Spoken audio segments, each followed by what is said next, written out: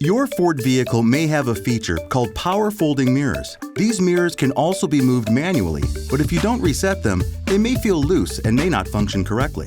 Resetting them is easy. Let me tell you how. Depending on whether you have a power mirror button or a control knob, just give the button a quick press or pull the knob backwards to fold the mirrors in.